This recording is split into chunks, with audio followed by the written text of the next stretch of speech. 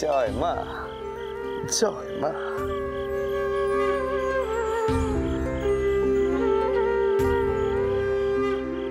কি গো, মায়ের সম্মুখে এসে দাঁড়াও একবার।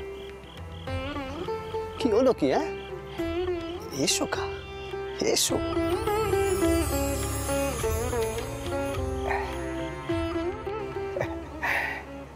এখন তো এদিক মানে কেউ নেই, না হয় মায়ের দর্শন করে যাও একবার।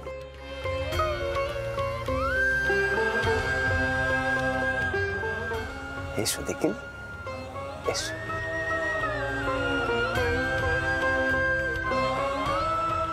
জয় মা, জয় মা, জয় মা।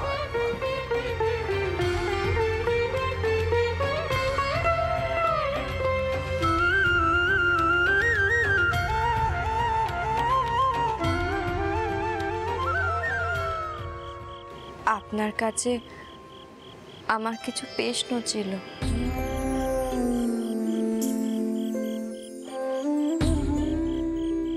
জানি তোমার মন আকুলি বিকুলি করছে সেদিনের পুজোর অর্থ জানার জন্য।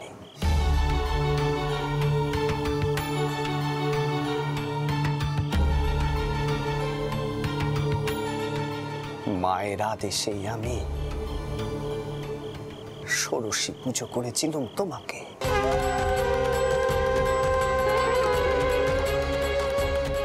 তোমার মধ্যে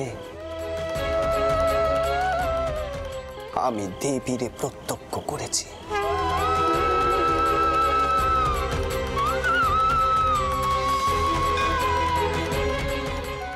তুমি যে জগৎ জননী মা,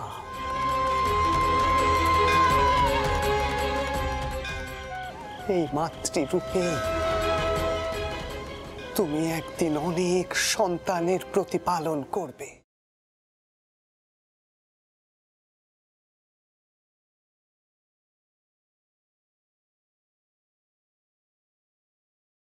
আর তাদের পথ দেখাবে।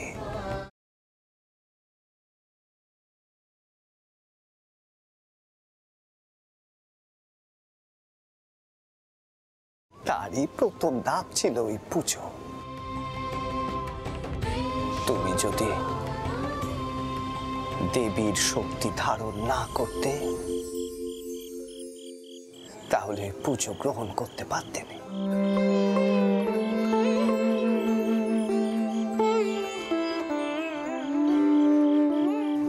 দেখো দেখিনি, মায়ের মুখের দিকে দেখো।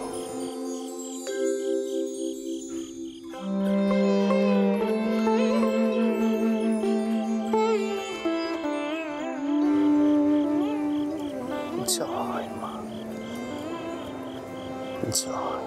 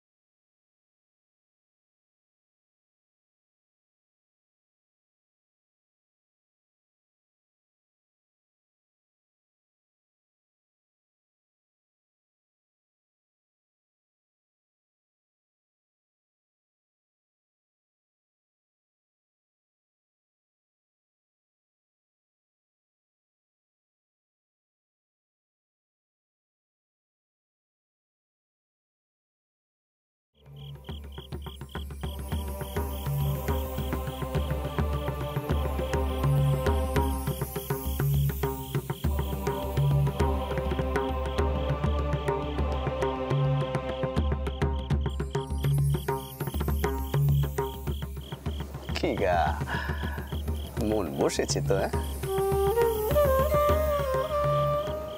বসো গো, একে দিয়ে বসো, যতক্ষণ ইচ্ছে। এখন এদিকে কেউ আসেনি, বসো। আমি যাই, বুঝলে, আমার কিছু কাজ আছে, আমি ঘরে যাই, তুমি বসো। হ্যাঁ, জয় মা,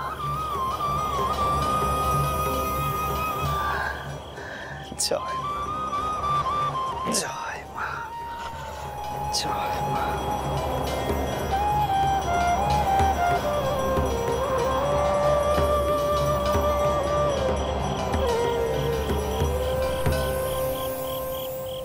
মা গো, উনি অত শত কি কইলেন, আমি তো কিছু বুঝতেই পারলুম রে।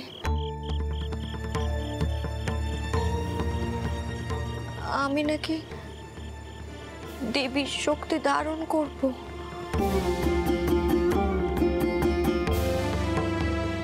মা হয়ে অনেক সন্তান পালন করব।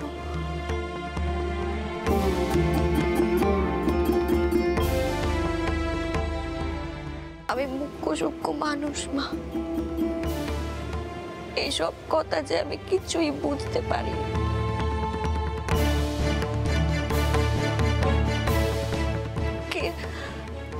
কে বোঝাবে আমার এসব কথা? তিনি।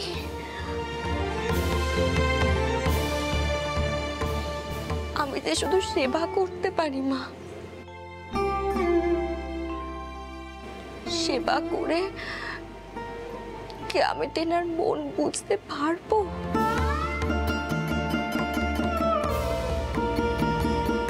জানেন,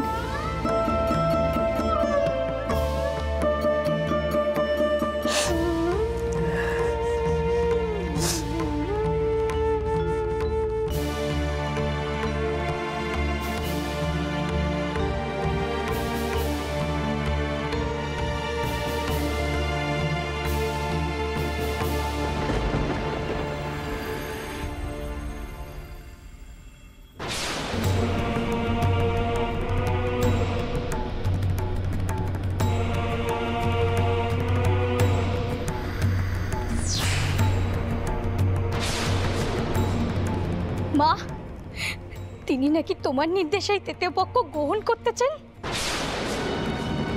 বংশরক্ষের জন্য। আর এই অভাগিনী যে দিনের পর দিন তোমার কাছে হত্যা দিয়ে পড়ে আছে একটা বেটা পাওয়ার জন্য, তার কি কোনো দাম নেই?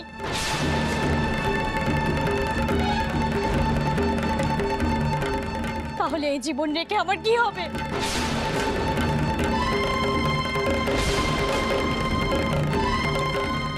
আজ আমি তোমার সম্মুখে আমারে পরাণ আমি ত্যাগ করব, দেখি তোমার দয়া হয় কিনা, দেখি।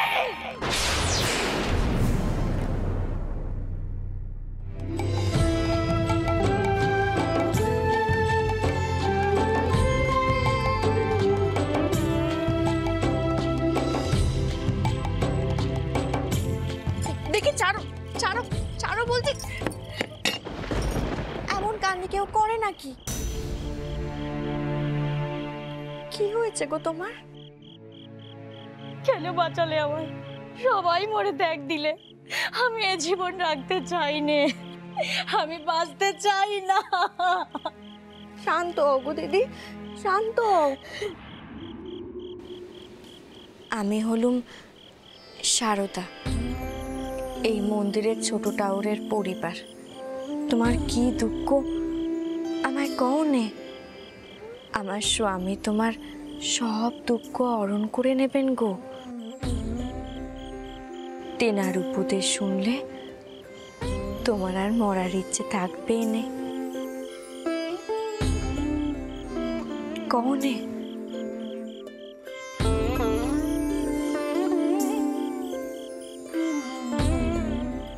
বাগনে, এদিক পানে এসো একবার। এগে কইছিলুম কি তেনাকে একটিবার ডেকে দেবে? এগে আমাকে কেউ রক্ষা করতে পারবে না বোন। আমি যে বড়ই অভাগী। এসো দেখিনি, দেখো কি কাণ্ডি হয়েছে। এসো। চৌধুরী বাড়িতে আমার বিয়ে হয়েছিল, কোনো কিছুর অভাব রাখেননি তিনি, শুধু বংশ রক্ষের জন্য একটা বেটা চেয়েছিল। সে বেটাও মা আমার কোলে দিলেন নে।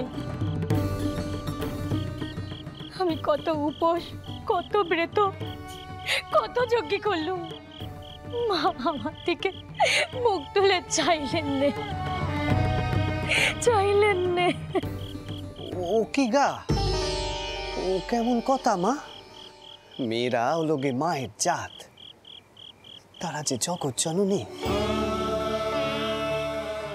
মা ভবতারিণী যখন তোমারে মেয়ে দিয়েছে তখন তারে মাথায় করে রাখো গা। দিদি, ইনি আমার স্বামী। এসো দেখিনি, এদিক পানে এসো।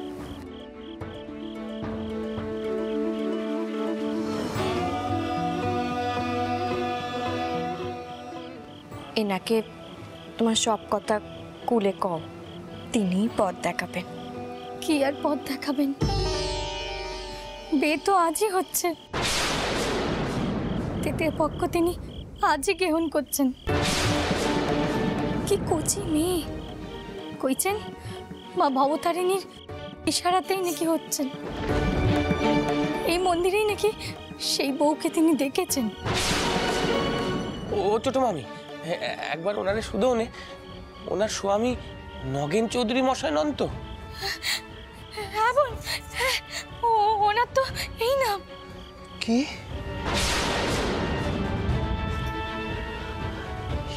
ইন্দু দিদি? হ্যাঁ, এ কেমন করে সম্ভব?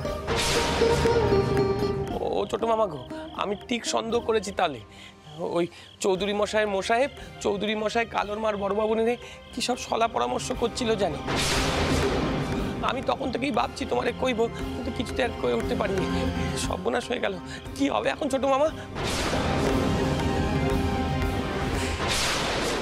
ওরে দাদা, ইন্দু দিদি কোথায় গো? সন্ধ্যে দিয়ে দেখা পাওয়া যাচ্ছে না। কি আওয়াজ? হ্যাঁ গা বিষ্ণুচরণ, দুয়ারি বাবু কোথায় আছে? হ্যাঁ, তুমি দেখো নে দুয়ারি বাবু কোথায়? ডাকো তারে, শিগগিরই ডাকো গে, ডাকো তারে। হ্যাঁ বোন, কি হলো গো? পাত্রীরা তোমরা চেনো নাকি গো? পাত্রীর নাম তো হিন্দুই শুনলুম, বের তার কোনো স্বাদই নেই। ওমা, এ কি কাণ্ডি! জোর করে এমন দ্বারা কেউ করে নাকি? তিনি সবই করতে পারেন, তিনি তো আর সোজা মনীষী নন। ছোট ঠাকুর, কি হয়েছে? ছোট ঠাকুর, কি সব গোলমাল হয়েছে? বিষ্ণুচরণ কি বলছে? ও দুয়ারি বাবু, আমার ইন্দু দিদি রে ওই চৌধুরী মশাই লোকজন নাকি তুলে নিয়ে গেছে। কি? তার নাকি বিয়ে হবে। আমার ইন্দু দিদি যে খুব কান্নাকাটি করছে গো। ইনি হলেন চৌধুরী মশাইয়ের স্ত্রী।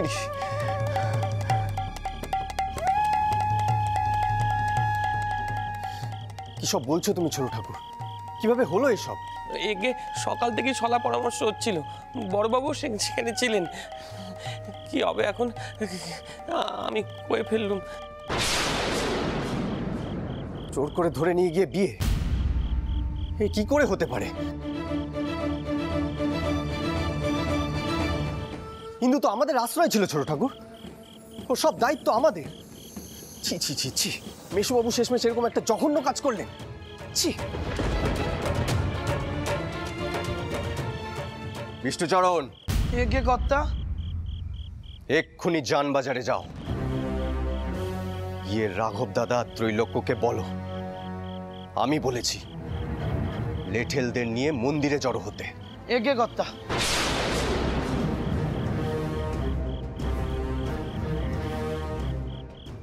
চৌধুরী মশাই নিশ্চয়ই দক্ষিণেশ্বরের বাগান বাড়িতে বিবাহ করছেন।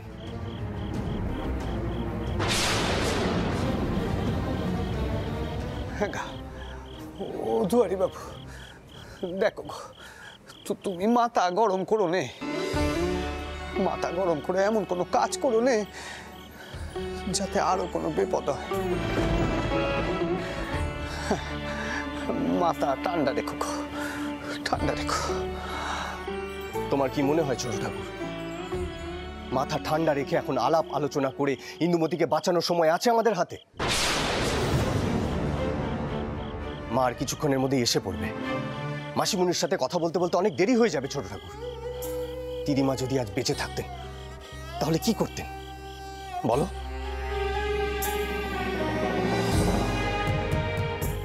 মা, মা তুমি নগেন চৌধুরীর স্ত্রীকে বুঝিয়ে বলো ওনার কোনো চিন্তা নেই, আমি আছি। এই দ্বারিকানাথ বিশ্বাস বেঁচে থাকতে নগেন চৌধুরী তৃতীয় পক্ষ গ্রহণ করতে পারবে না।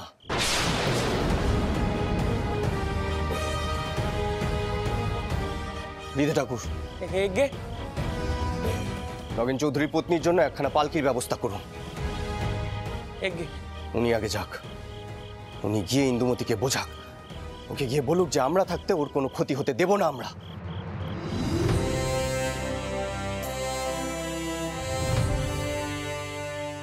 এসো হৃদে ঠাকুর।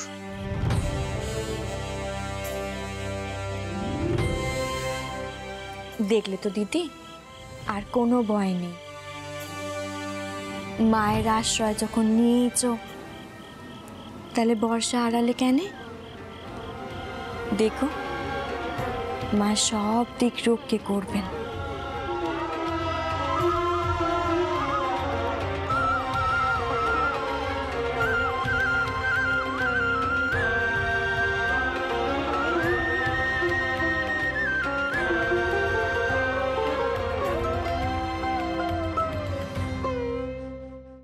ছোট মামা, ছোট মামা, ছোট মামি, ছোট মামি, ওনারে কাও পালকি তৈরি, আসুন উনি। দিদি, এদিক পানে এসো।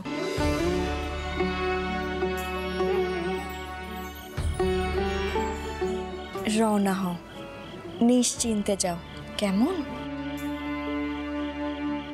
বড় নিজের মনে হচ্ছে তোমায় বোন। আমি আবার আসবো কা তোমার কাছে। মনের দুটো কথা কওয়ার তো লোক লাগে কও। তুমি নিশ্চিন্তে যাও। আর শোনো, ইন্দু দিদির মনে একটু বল দিও তো। কইও তার ভয় পাওয়ার কোনো কারণ নেই। এসো।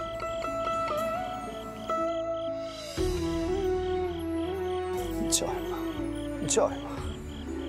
আসুন, আসুন।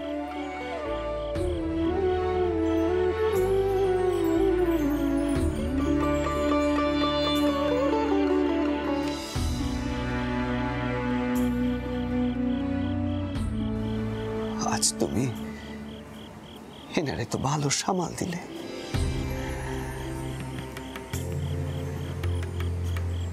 এরপর থেকে এই মন্দিরে যত মেয়ে মানুষ তাদের দুঃখ কষ্ট নিয়ে আসবে, আমি তাদেরকে তোমার কাছে পাঠাবো।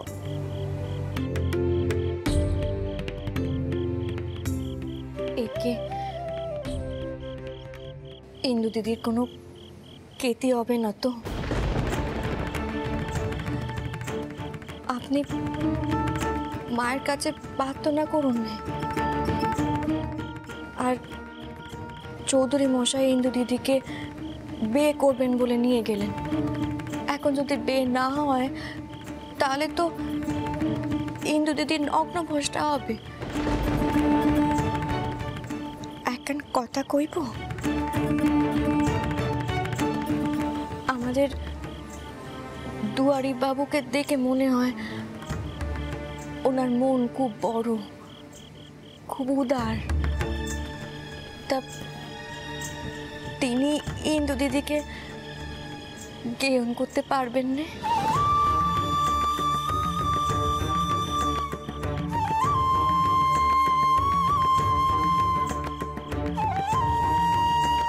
জন্ম, মৃত্যু আর বিয়ে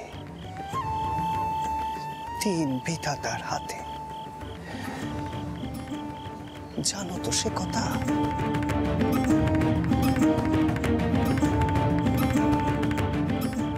মা যে কার জন্য কি ভেবে রেখেছে তা শুধু মাই জানে। জয় মা, জয় মা, জয় মা, জয় মা।